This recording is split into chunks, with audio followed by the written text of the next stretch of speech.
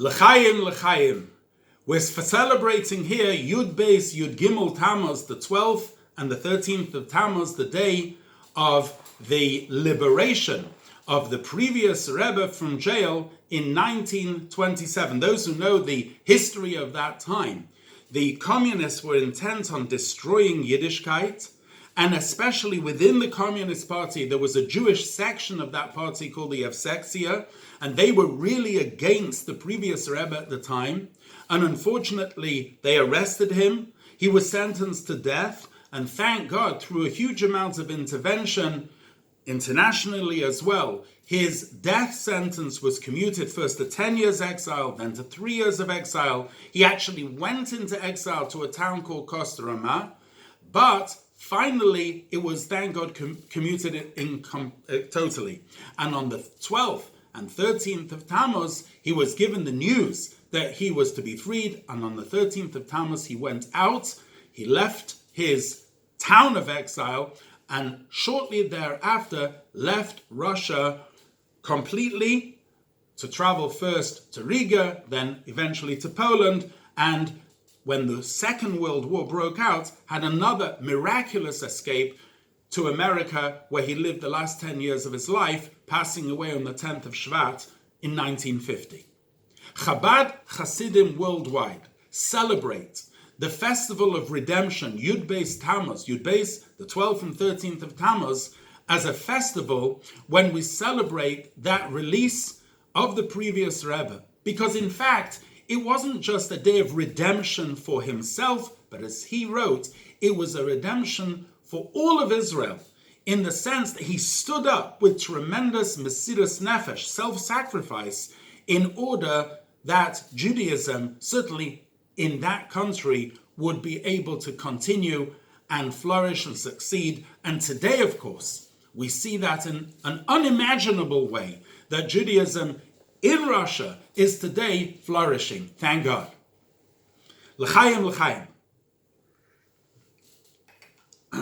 The event of Yud Beis Tammuz is very much connected with the Parsha of the week. This week's Parsha is a double Parsha of Chukas and Balak. And everything that happens is connected with the Parsha.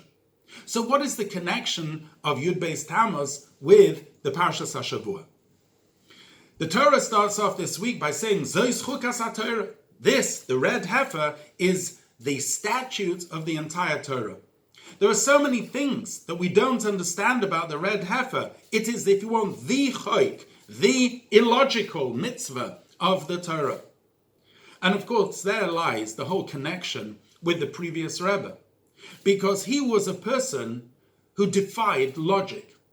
There is the logic of a human being that tells them they must preserve themselves, preserve their existence. But Mesiras Nefesh, self-sacrifice, means literally the movement that one can give up one's life in order to keep Yiddishkeit going. The previous Rebbe was a man of Mesiras Nefesh. And he didn't just do it for himself. He demanded that his students also go and set up shuls, mikvahs, shchita, cheders, yeshivas, many of whom were arrested, many of whom were killed even in this effort. But that didn't deter him. He stood up vehemently against the government, and he prevailed. What is fascinating is that when you entertain such effort, you should really start in a place where naturally you may have success. One of the greatest emphases of the government was to eradicate Jewish education in early years. And in fact, it's there that the previous Rebbe put his greatest emphasis, to set up chadorim for kids. You know, if you're trying something, at least try it and hope that it will work. Give it the best chance of success. Not the Frierdiker Rebbe. He went all out. He saw where their greatest emphasis was, and he went all out in a battle against them, and he prevailed. Chukas HaPorah. It was something completely illogical. And even after he got out of Russia, when he went to Poland, he was also a man of tremendous Mesiras Nefesh, of self-sacrifice. There in Poland, different country, different challenges. And thereafter, when he arrived in America, America then was a freie Medina. It was a very secular place. And one may have thought that the previous Rebbe would have just been happy, cocooned up with a small amount of students, and he could say, at least he saved himself. No. He set out on a mission that America is not different, and he set out on a mission to transform America and to make America into a huge resource which would infuse eventually the entire world with Yiddishkeit and with Chassidus. How did he do that? He did that because essentially he was a man of Mesiras Nefesh. Mesiras Nefesh means giving over your rotzain, your will. When you give over your willpower to Hashem and you say, Hashem, I'm yours. Here's my will, and all I want is that what you want should be fulfilled. And there's no negotiation. When you do that, you can succeed in any situation. That was his essence. And that's the connection with the Seder of Chukas. We have a look in the Seder of Balak, and we find a fascinating parallel as well. In Balak, you had this Jew hater called Balak, and he went out and he hired an even greater Jew hater called Bilam to curse the Jewish people, even though the Jewish people were not out to conquer Moab. They were told, in fact, to veer away from it. But Balak wanted to fight them, and he got Bilam the wizard to do the job. And Bilam himself said that he cannot give a curse unless Hashem has said. It's fascinating that the rule and the law in the Russian government at the time was that one could practice Judaism with certain limitations. It was in fact the Evsektia. It was in fact the Jewish part of the Communist Party that wanted to eradicate it. And it was the previous Rebbe who got them eventually, that they were the ones that had to release him, and they were the ones that had to aid him in fact coming out. Exactly the same thing happened with Bilam. He was the one that wanted to curse, and Hashem turned that curse into a blessing.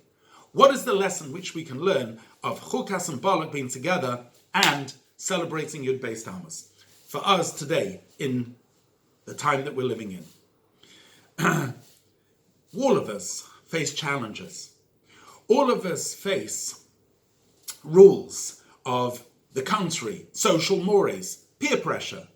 All of us have what we call shtus de klippa, idiosyncrasies which are not coming from a holy place. How do we combat it?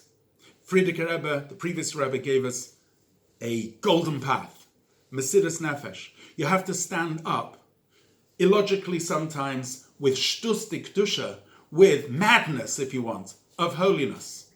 One has to come with a shtel, with a positioning that says, Azoi und nicht andrisch. This is how it's going to be. Yiddishkeit is going to prevail. Chassidus is going to prevail. Halacha is going to prevail. What Hashem wants is going to win over. And you know what?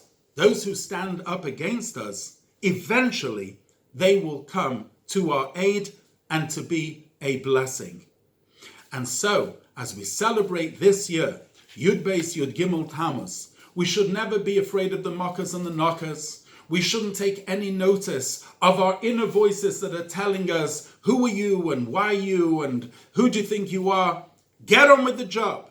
Find out what the Rabbi wants, what the Rebbe wants from you, what Hashem wants from you, and you go full force. With tremendous Mesiras Nefesh, give over your whole rotzain, your whole willpower in doing it. And if you do that, you'll see that Hashem, measure for measure, will go with you in that way, and you'll be tremendous successful. On this powerful and awesome day, let's fix times to study communally. Let us fix times to dedicate ourselves to all what was precious to the Rebbe. The Rebbe's Mivtzoim, his mitzvah campaigns, and most importantly, the Mivtzah Hachi Ikri, the most important campaign of preparing ourselves our families, our environments, our communities, and the whole world. For the coming of Mashiach, may it happen b'korev mamash l'chaim l'chaim.